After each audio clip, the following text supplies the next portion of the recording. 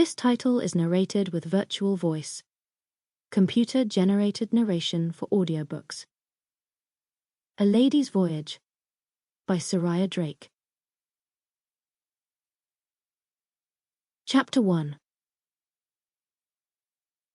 Lillian.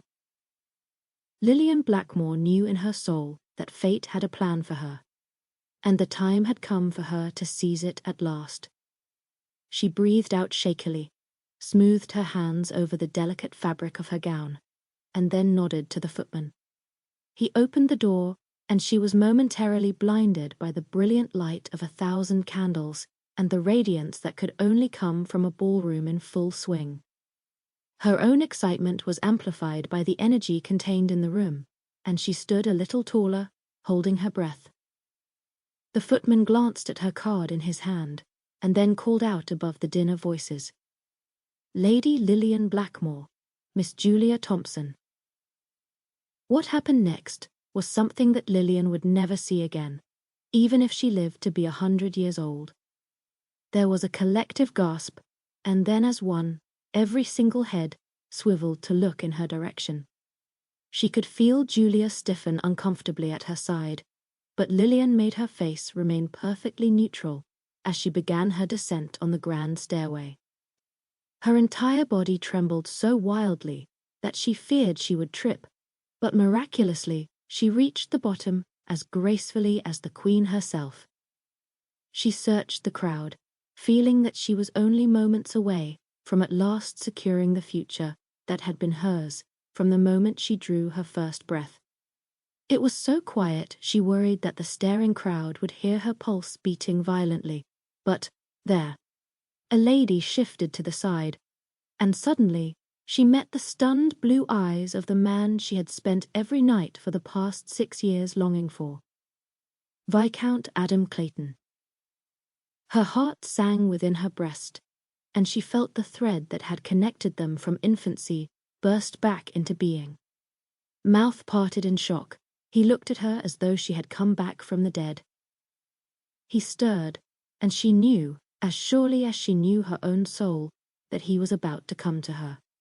She longed for his touch, longed to hear his voice, longed to feel whole again. He moved forward, and she smiled, radiant and certain. But then a flash of auburn, and Adam paused, a slender gloved hand upon his arm. Lillian shifted her gaze to his side, where a pretty redhead stared back at her as pale as a sheet. The girl looked as though she had seen a ghost, and she glanced back and forth between Lillian and Adam with obvious fear. Lillian's chest grew cold, but thankfully at that moment, another lady stepped forward from the crowd, eyes lit up with barely contained excitement. "Lady Blackmore, I am so thrilled you could make it," she said, and Lillian could tell she meant every word. When they had unexpectedly encountered each other the day before, Lillian had gotten the distinct impression that the lady viewed her, and the drama connected to her, as the most delicious treat she'd had in years. Lillian curtsied to her hostess, aware of every eye in the room upon her. "It is my pleasure, Miss Mallock. How could I possibly refuse such a warm welcome back to England? And you remember, of course, my companion, Miss Julia Thompson." "Of course," Miss Mallock said, gleefully nodding to the blonde woman at Lillian's side. "I'm delighted you could join us as well, Miss Thompson." Julia curtsied politely in response, but said nothing. As voices around them began to whisper and then grow steadily in excitement, Lillian could tell her friend was steeling herself against the attention. Luckily for Julia, all focus seemed to be on Lillian alone. "Well, Lillian, and Adam." Partygoers glanced eagerly between the two of them, as though the entire room waited on bated breath to see what would happen. But Miss Mallock seemed to know exactly what she was doing. She took hold of Lillian's arm and towed her over to the first group of attendees that she could find.